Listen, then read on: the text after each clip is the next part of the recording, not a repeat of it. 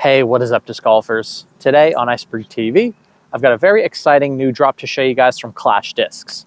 Today, I have the Clash Discs Tone Salt. Now, the Tone Salt features the optimized performance technology, which is a new patent-pending technology from Clash Discs that has a firm plastic on the bottom and a more soft and supple plastic on top. And the idea is that it's going to give you the grip that you want on the top of the disc, but that confident kind of firm feeling that a lot of us like on the bottom of the disc. And ultimately, the goal is that you get the best of both worlds. And initial thoughts, it feels pretty solid in the hand. I've got some other 12.5 -1.3 style drivers to compare it to. That is the official flight numbers of the Salt. So we have the Tone Salt here, and I'll be comparing it to, I have a Destroyer here. I've got a DD3. I've got the Royal Strive, which is a 13.5 -1.3. And then I've also got the new Frisbee Club Reach from Birdie Disc Golf Supply. So we'll throw the Tone Salt first, and we'll compare it to some of these other drivers. Let's just try a stock hyzer release. Flips up a little bit, and then comes crashing down. And now let's compare it to a Destroyer.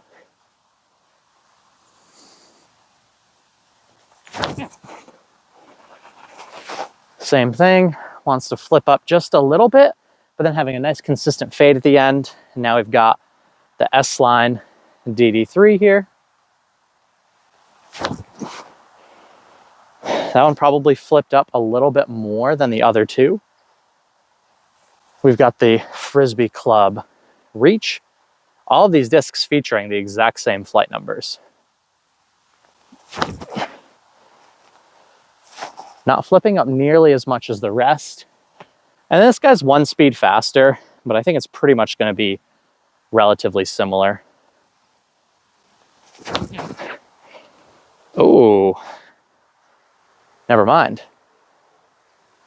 The Strive flipped up way more than the other discs. So let's go grab everything and then we'll throw them all back. Now, Clash recently came out with the Double Steady technology, which I actually really enjoyed my Double Steady Honey. And I went out and tested it out at Nevin Disc Golf Course, and I really enjoyed it a lot. But when I watched other people's reviews, I realized when they were hitting trees, the molds were actually becoming separated with one another. Although I liked it, I think that drop was overall an absolute disaster, because people were buying a disc that I think the MSRP was somewhere north of $30.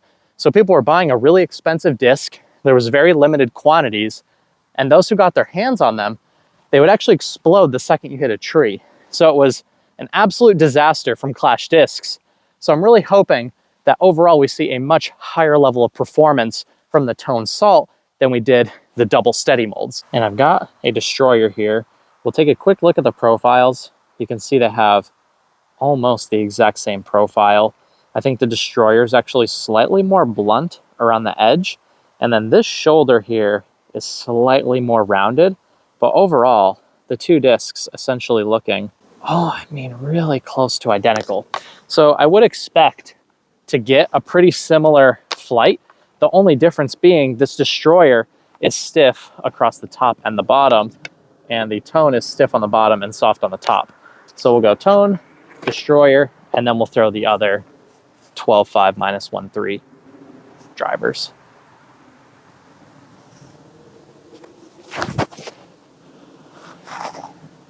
Whoa. That got quite a bit of flip to it. And let's see how it compares to the just normal Destroyer here. Very similar. Both turning a little bit more than I would normally expect. Let's try out the S-Line DD3.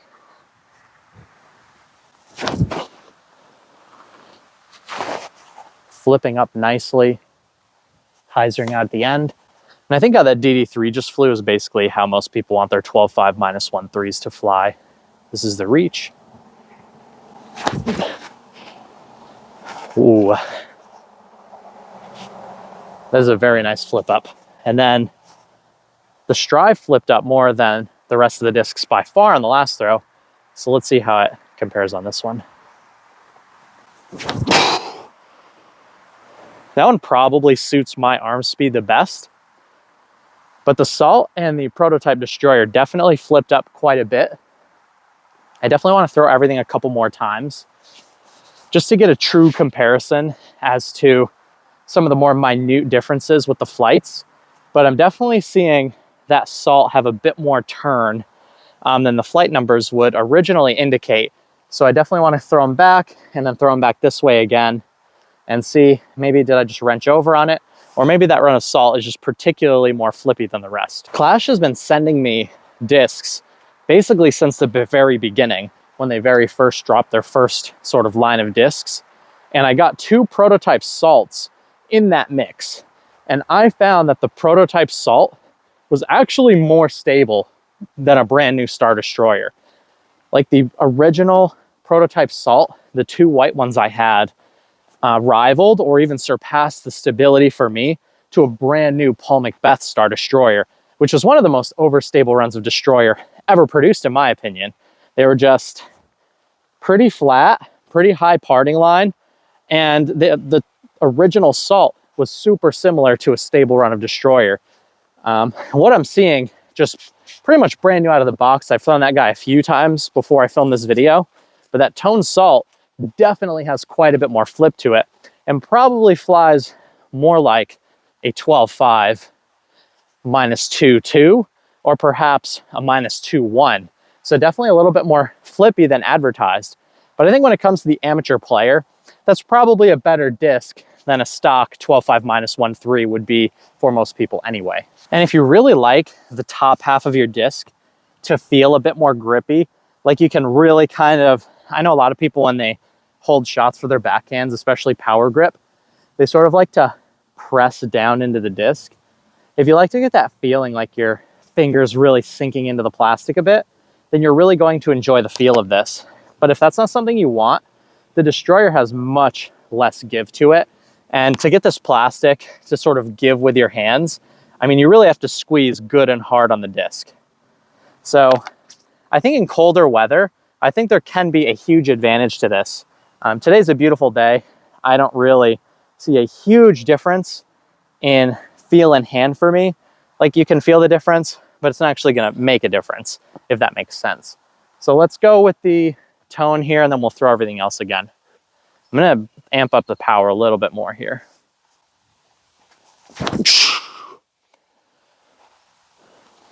That flipped up really nice. I feel like I got a pretty good rip on that. It got almost up to that other golf green over there. Anytime I can get a throw onto that tee box back that way, it's pretty much a bomb, at least for me. Now I've got Prototype Destroyer.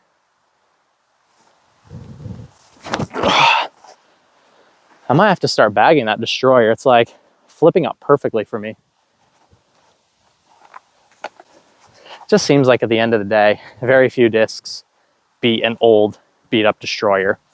Now we have the Frisbee Club Reach. Again, this is very similar mold. It's probably a little bit sharper than the Salt. This orange one has a very similar top to that Prototype Destroyer and a very similar parting line as well. Let's give this a nice firm and flat throw.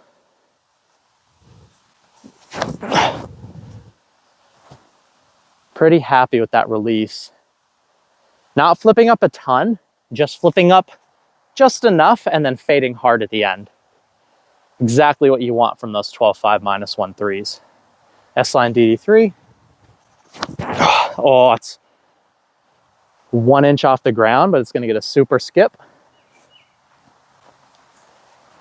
And then really, honestly, it seems like the Strive flips up for me easier than the rest, but I've also beat this disc up quite a bit. And this has been my main forehand distance driver for the last, pretty much since I got it, honestly.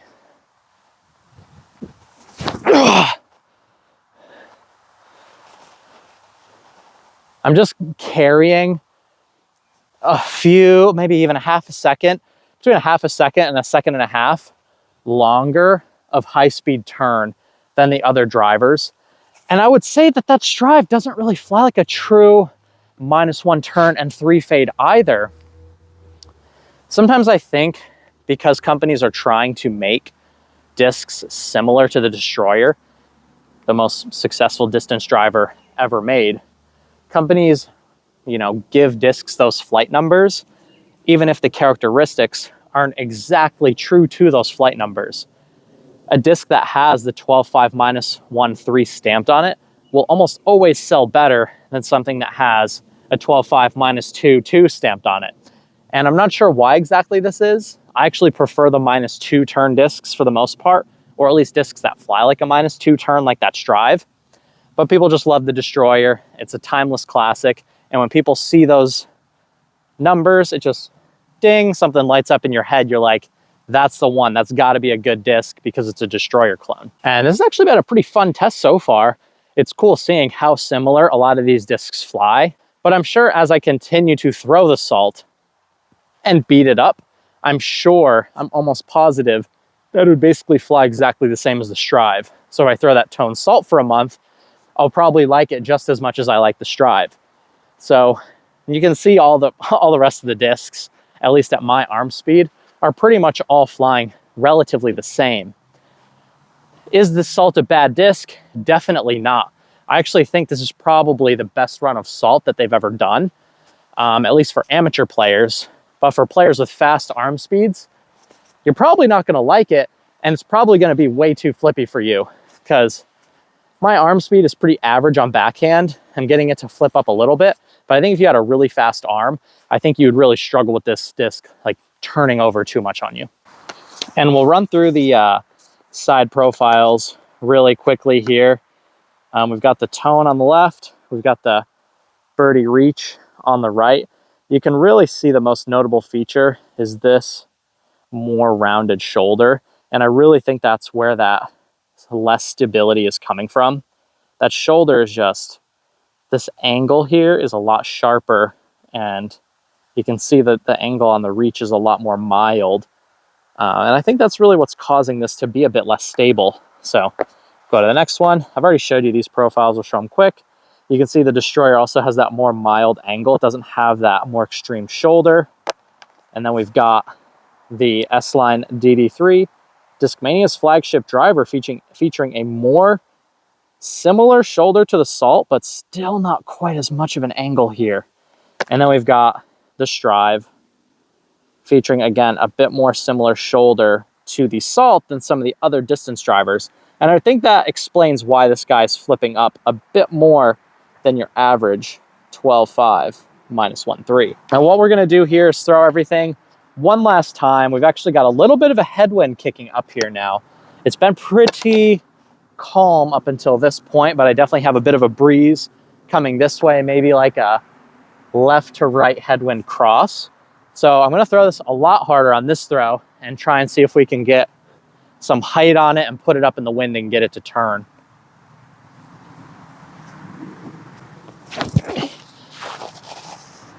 Oh, that had the exact height I wanted. So I definitely just underestimated the stability a little bit. I threw that exactly how I wanted to. It didn't quite fully flip up for me, but I also don't have a super fast arm speed on my backhand. Now we have the birdie supply reach. But not wanting to flip up at all. Carrying a good distance on that power hyzer, but definitely not nearly as much flip up as you're going to get from the Salt. Now we've got the Destroyer.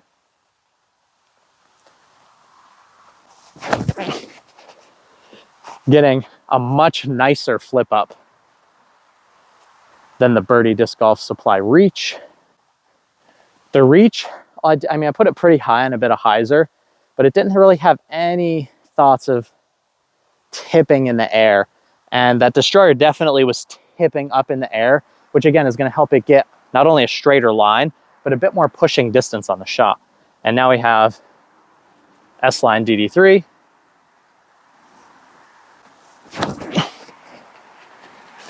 Flipping up just a hair, again helping me get a little bit of extra distance, also a straighter line.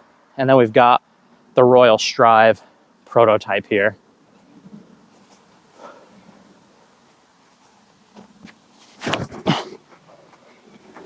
I mean,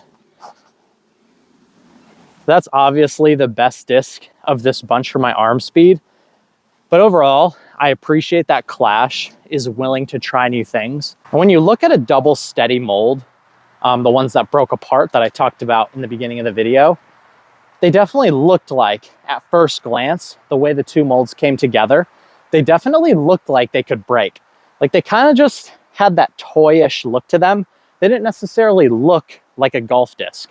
And although I really, truly enjoyed the flight of the double steady Honey, I do think you're probably much better off seeking out a Tone Salt, because the Tone Salt flies like a new Honey, and the double steady Honey kind of flies like this flippy salt, but the double steady ones are eventually going to break.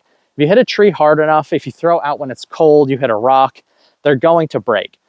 I don't really see that being an option with this new tone technology. And I'll bet you after the double steady disaster, Clash, there's no way they're going to come out with another disc that's going to just break like that. And I'm sure they've done very expansive testing when it comes to the durability of the disc. And I'm sure they did a lot more thorough testing than they did with the double steady plastic. The double steadies looked cool and they were a really fun idea, but at the end of the day, it just wasn't it. I think they have a much better product here with the Tone Salt. And when it comes to the entire Clash discs lineup, the Salt isn't going to be the only mold that features the Tone technology. This seems to be a technology that they're going to be looking to utilize on every single one of their molds, according to the website. So for now, we got the first look at the Tone Salt. I appreciate Clash sending me, cool discs here and there to test out on the channel. It was fun to compare it to a bunch of other Destroyer clones, and then obviously also Destroyer. It just makes sense to compare a Destroyer clone to the original. But anyway, you guys let me know if you like this style of video. I really enjoy comparing one disc to other similar discs. I think the nuances between the feel and the flight and the performance of similar discs, it can really change the way you play disc golf. And if you really understand the nuances of each and every mold and how it flies for you, you're gonna really be able to optimize and min-max your own game and your own play style. And it's also fun to nerd out and really think about the differences between each and every disc, all the way from the shape to the performance to the technology. It's fun to think and learn about all these new things. And yeah, I appreciate Clash discs taking risks. And although, again, the double steadies, they were a disaster, they broke, it wasn't good, I think they actually do have a winner with the Tone technology. And this disc probably won't make my bag, but maybe a Tone Cookie would. The Cookie is a mold that I really enjoy from Clash discs. So maybe if I get my hands on a Tone Cookie, then that would be something that would make my bag. But anyway, I appreciate you guys for watching the video. You're watching Iceberg TV, and take care.